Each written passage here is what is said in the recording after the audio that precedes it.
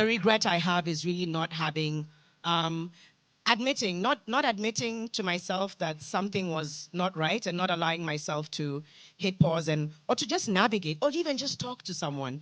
I didn't know who to talk to. I have a good family, I've got good friends and siblings, but I just didn't know what to do with that. So that's a huge regret because I feel like maybe I would have navigated things differently. But I also see regret as um, it was meant to happen, right? And it's landed you where you are now. So now with where you are now, how are you moving differently? But that, I would say, is one of the regrets. Yeah. So you just see the grace. As in, like she's gone, shoo. But then I want to, there's some things you said that are so important. But I really want to find out from you in those episodes, actually, like let's talk about the lows, because that's where a lot of regret is felt, is who did you have? Like looking back, did you have the right people?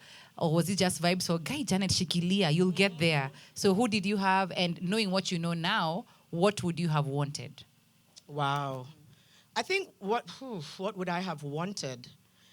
I would have wanted to be, who did I have? Okay, so I do have, this is my family and all. Naturally, I've been guarded all my life, right? I'm pretty private and guarded. And I think I would have wanted to have somebody who just says, it's okay. You can say all the awkward and weird things you're feeling because you're not alone in it. And it's not to say the people in my life didn't know. Yeah. They've been wonderful. I really feel very blessed with who I've been able to be surrounded by. But I also had this kind of game face, like, I'm good, I'm fine. So maybe they thought I was fine. So I wish I had maybe that person who I could just come undone, ugly cry, and melt down and say, I'm something's not right. I need someone, I need something. Yeah. And I don't know that I had that. My relationship with my faith lately has also been, it's been interesting. I feel like I had an encounter in 2022, which has allowed me to try and find ways to tap into faith. So maybe then I wish I had a better understanding of also how to take it to God. I just didn't really know. So yeah, I just wish I was, and maybe I have myself to blame, quote unquote, because I was very guarded. To a point where even later when things happened and unfolded, I remember even my parents saying, you're being too strong about this. And I was like, I don't know what else to be. They were almost urging me to come undone. They're like, so you just cry, because nikubaya. And I'm just like, I'm fine. Everything is fine. And it wasn't fine. But I'd go cry by myself, you know? So I just wish I did. Maybe I wish I could see the person who wanted to be that to me and I didn't let them. But I do wish I did a lot more crying and coming undone. Yeah, because crying in many ways is also just like, it's unexpressed grief. It's all these things. And it's good to cry. And I'm trying to learn to cry more now. So you cry now, yeah? Yeah, I do. Oh, okay. Aye, for free. I'd have told you how Just we do go. it. Just go cry in the shower. Oh, no one will know. But I want to find out, because you said something that's so important to me, is I know there are many here, it's just that they won't tell you. But I think in this space, they also call me prophet, because I hear their thoughts. Yeah. I hear them. It's them asking. I can feel them coming to me. Bring those questions up. But it's to ask you, how do you find the balance? Because life won't stop because you're having a hard time. Because you still had to show up at work, even when everything was in the fire. So how did you, was it pretense? Was it, like, what am I doing? How do I, because I like what you said, because I've done that as well to a therapist. He's like, why are we going to my childhood? My issue is my now. Childhood. Hey, deal with this now. We talk about children later. But it's to ask, how do I not pretend and deal, but still do life? Yeah. I was just telling Kambua, I feel like, so I was telling her I'm going into a moment of burnout. Like I can sense burnout coming. So now I'm being honest about it with myself, right? I'm like, okay, you're starting to feel some kind of burnout. So I've started to tell my team and I've started to tell I'm just prepping everyone. Because I'm like, when I go for that break, I'm Tanipata. Yeah, I'll be with my kids. That's all you need to know. But how did I do it then? I did what I knew how to do. I just showed up. Because I didn't know what else to do. And it's very interesting. In 2021, I was moderating a lot of sessions. I don't know if people know what Generation Equality Forum is, but it was marking 25 years of the Beijing Women's Conference, which happened in 1995. I don't. And let me You just are you explain. hearing? Are you hearing this? Just wait. It's like nothing. This is like the reason we have Women's Day. No. Janet, surely you can't be talking like that small. It's big. It's a big deal. It is. I'm just trying to give context. Oh, yeah, sure. Like, let's I'm make small. sorry. Sure, let's make small. So 1995, a lot of, the world converged in Beijing, and women are like, we're tired of not having our rights. And so they came up with the Beijing Declaration of Women's Rights. And it shifted a lot of things. A lot more women started going to school, and sexual harassment bills started, and policies were designed. So many years later, in 2020, which was the COVID year, it was supposed to mark 25 years, and it was supposed to be this huge thing, but it moved to 2021, and they called it Generation Equality Forum. I'm giving all that context because Inuadada was invited to help amplify the messaging. It's actually through the conversations I was having that I was learning about what I was going through. So through the panels, the way you ask a question, so I ask you, so tell me a little bit more about the space you're in, and as they're answering, I'm like, oh. So in many ways, it saved me. Until like many forums in, I went to a legal friend of mine. I was like, so I think I'm dealing with ABCD based on all these people I've interviewed, and got a name for it, got legal advice for it, and managed to kind of begin my process because of Generation Equality Forum. So at that time, I was just doing what I needed to do. I just do life.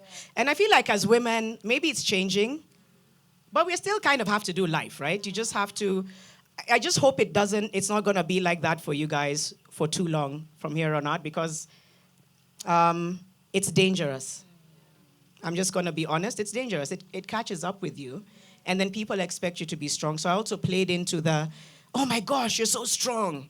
I was like, but I don't want to be. Wait, don't go rush there. It's the question, because Prophet, I can hear, is that the biggest concern is that society celebrates strength. And you're you're imedunga, and you kweli, and you're a public figure. Yeah. I can't see you weak. Me, by the way, let me tell you, Janet, me, I'm the audience that says, Janet is fine. Yeah. Tuko sawa. Yes. So how do you reconcile, I need to be weak, and not weak, but vulnerable. Vulnerable, yeah. But I need to still show strength. I think it's being honest about it. So I've been very honest about vulnerability lately. So I just tell guys straight up, I'm in my vulnerability era, and sometimes I'm struggling, but it's part of navigating life. So I don't lie about it. I don't have to go into detail, but I just say, I'm in that space right now.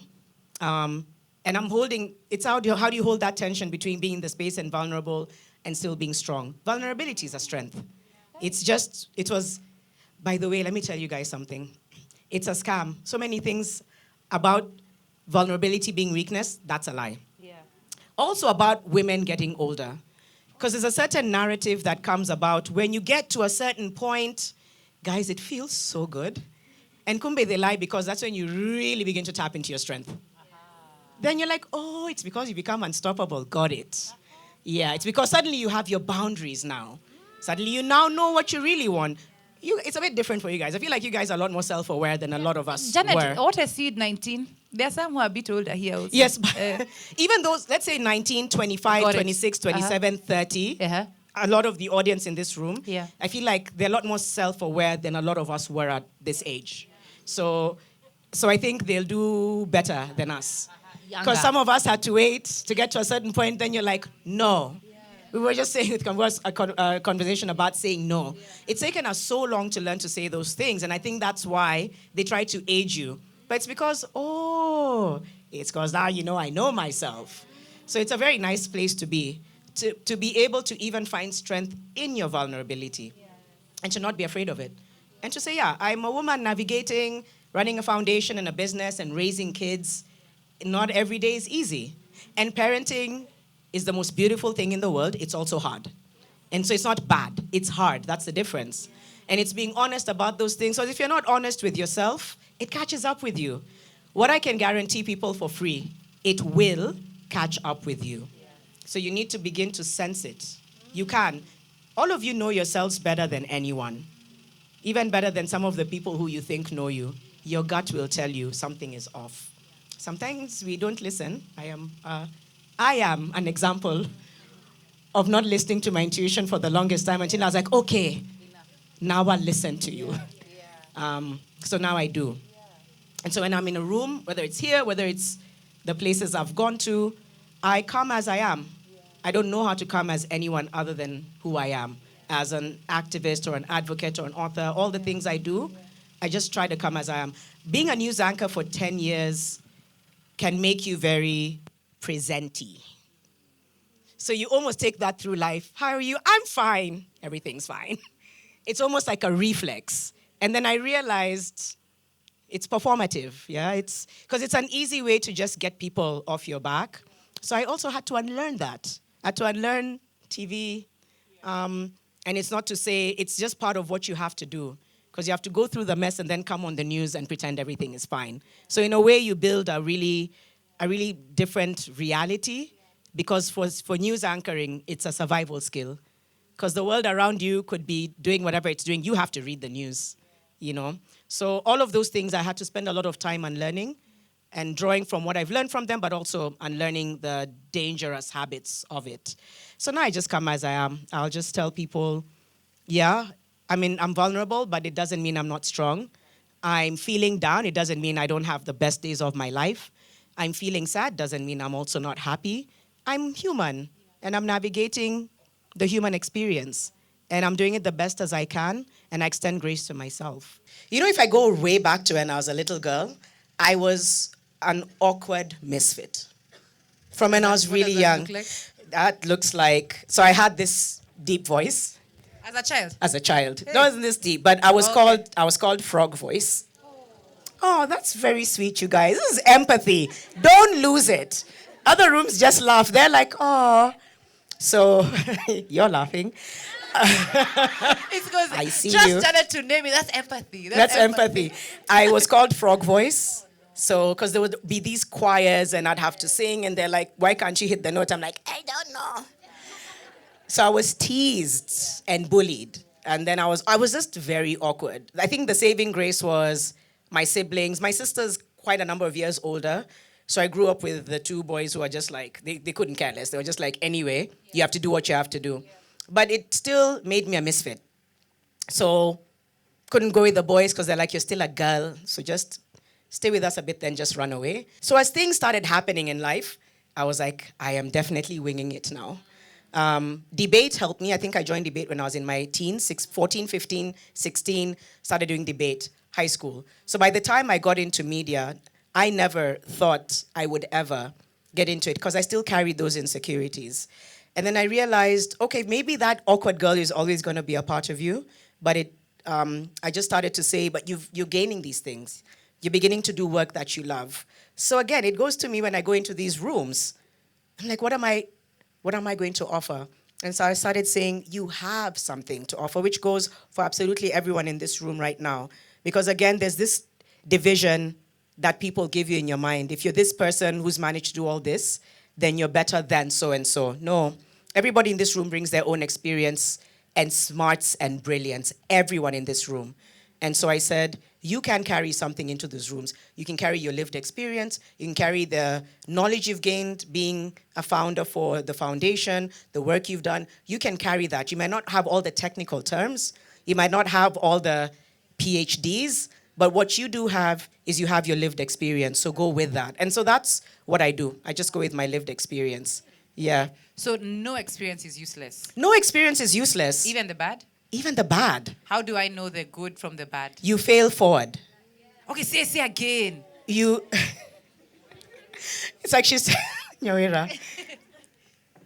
Failure has been branded very badly. It's hard. It hurts. But maybe so I'm trying to teach my kids are 8 and 5, so they're very young, and I hope it works out, God willing, but I'm trying to talk to them about life as life is while still allowing them to experience childhood. So Mali likes to he likes to get things right. When he doesn't, he loses it, and he's 5. That's you? Yeah. So I'm just like, that's also kind of me. So I'm like, Mali, breathe. First of all, you're 5. You're 5 years old. And you can see him really like, no, why isn't it? And I tell him, sometimes you won't always figure it out. It doesn't mean you get frustrated and give up. Then I ask him, do you want to take a minute and then try again? Sometimes he'll be like, no, and then he walks out. Or he goes and then comes back and says, okay, let's try again. Huru sometimes he's learning also just how to take it and leave it. So no experience is bad. Failing forward means now you know. See, now you know. You failed forward. It's about not letting the failure hold you back, which may sound like things which have been said many things, but that's something that I learned. I'm like, okay, this didn't work out the way you wanted it to, but that's also an experience that you're going to take into the next experience. At least you tried. Did it work out? No. Why? Have an honest conversation about with it. Are you good at it? Maybe not. Maybe this one you need to collaborate. Maybe this one, just leave it to somebody else. Maybe this one you need more resourcing. You failed forward. You learned. If I'm going to do, if you're going to do a session, maybe, and a few people come, the first one, you say, okay, why didn't as many people come? Let's unpack that. Okay, what do we need to do differently?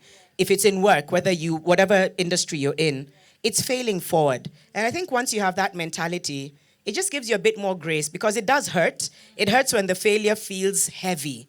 Like, hey, I failed. I think change it to how did this make me fail forward? How did this allow me to say, okay, your boss was mad at you. He came down on you or she came down on you for that report.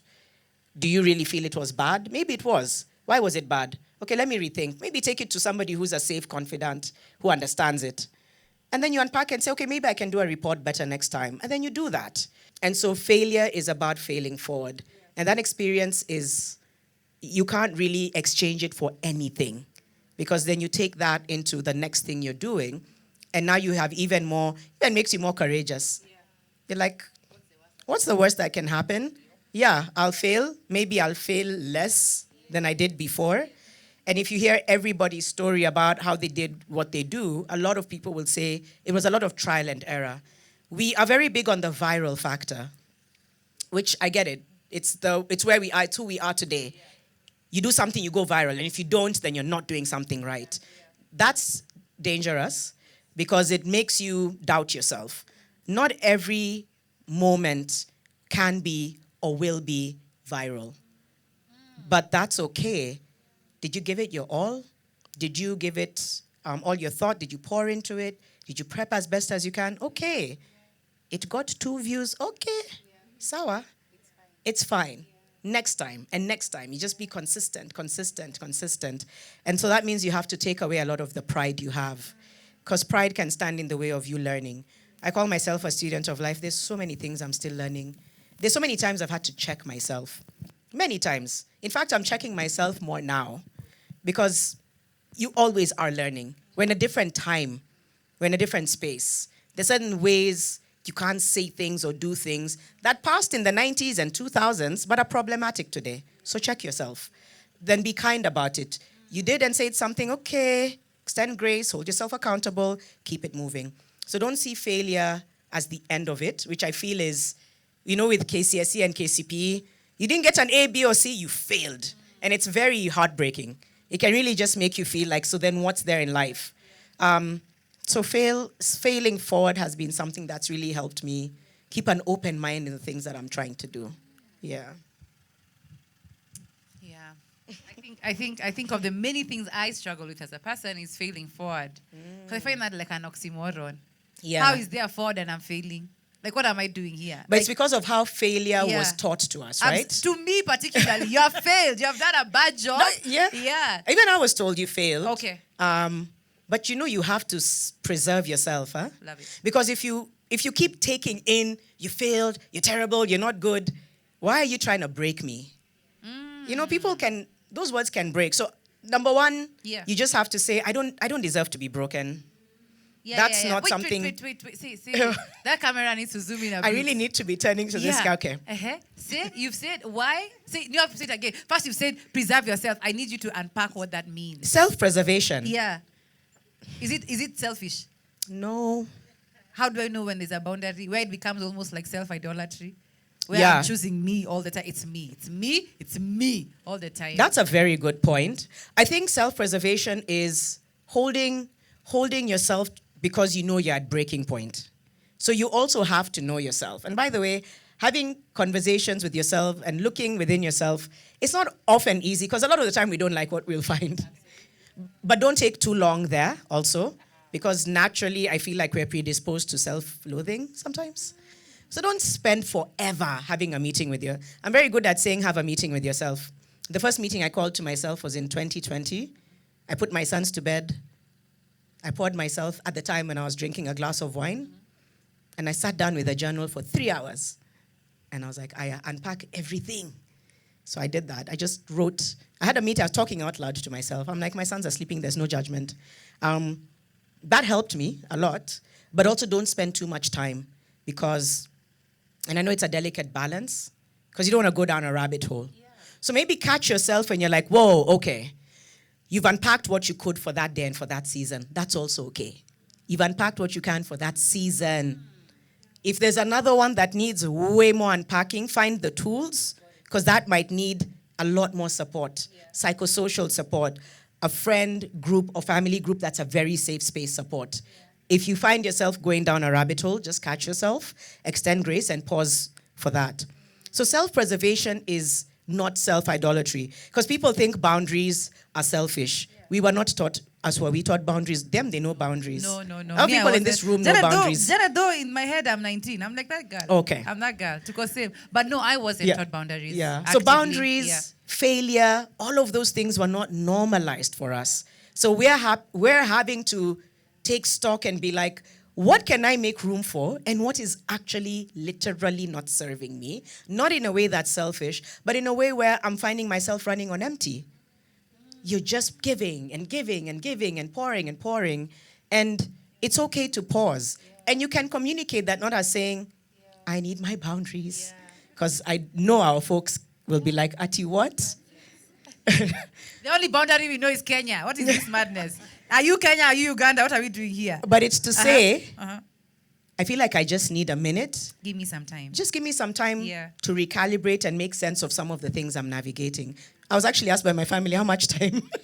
I'm like, wow, guys. And I gave them a timeline. I said, give me 2 weeks. Okay. And within those 2 weeks, I need you to know early, it's not you, it's me. I needed to tell them, it's got nothing to do with you guys, because immediately somebody will be like, what have I done? So I had to tell them, it's me. The only people I have bandwidth for right now are Huru and Mali. I can only. And that was 2 years ago. Yeah. And it still brought a few issues with some of my family. Some were like, cool, take all the time you need, we got you.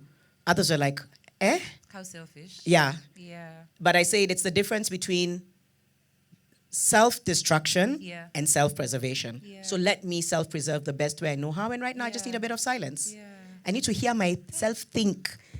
And I need to just do what I need to do for a season. I think that's how people can navigate boundaries for people who may not quite understand it, because we've not been socially normalized to understand that. And then self-idolatry is very dangerous. I know people are always like self. And I know that's a response to the boundaries and the way people were eating into us. But when you find yourself not making room for any advice, not making room, then I think that's something that you have to check yourself about. Self-preservation is really about saying, I'm running on empty. And you'll know when you're running on empty. You're not yourself, you're triggered, you're projecting, you're doing all these things because you're literally not even getting time to think. So you say, I need a minute. I'm going to come up for air in 3 days, in 2 days, in a day. Just give me a minute to come up for air. Then I'll be able to better explain. I was telling my family that because I was like, I'll even be better able to explain what I'm dealing with. I don't even know what I'm dealing with. It's just confusion. So I was like, can you just give me time to navigate all these moving parts? When I come up for air, and I did. And we had dinner, and I said, so this is kind of what's happening. This is how it's affecting me. This is how you can be there for me. This is how we can be there for each other. And then I was like, tuko sawa.